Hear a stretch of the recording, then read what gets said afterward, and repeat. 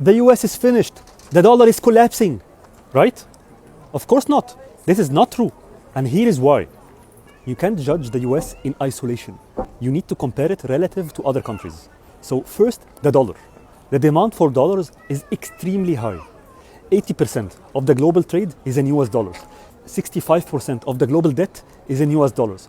If a Turkish company wants to make a business with a Mexican company, what do they use? The dollars.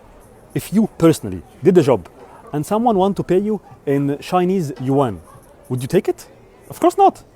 And the BRICS, this is just conference talks. These countries have very conflicting interests, so it's just not realistic. The only real competitor for the dollar was the Bitcoin. And now Trump is creating the Bitcoin reserve so that the US will use it to defend the dollar.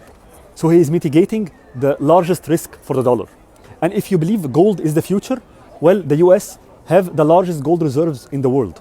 People will say, yeah, but the US have very high debt to GDP ratio and very high deficit to GDP ratio. But so do China and Europe and Japan and a lot of other countries. So when compared relative to the US is not that bad. And because of the higher demand for US dollars versus other currencies, if the US prints $1 trillion, the negative impact on the currency would be smaller than if, for example, the EU or China printed the same amount in their own currencies. The devaluation would be less on the US dollars. Next is demographics. The European and Chinese population are shrinking, while the US population is still growing, which is a major advantage. On the technology side, the US is still leading on AI. They have top universities. They have a culture of risk-taking. They have a very vibrant venture capital ecosystem.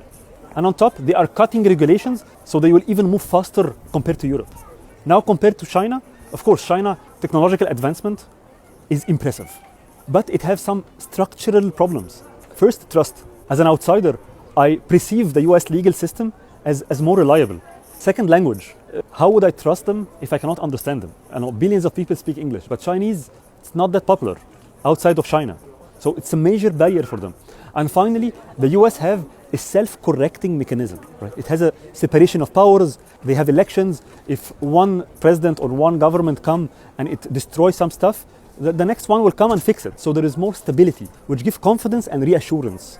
So bottom line, the US will remain the global leader in economically, technologically, military, until an alternative emerges. China is strong, and it's definitely a strong candidate, but it needs to make really big changes to really compete with the US. And I would like to know, what do you think? What did I get wrong?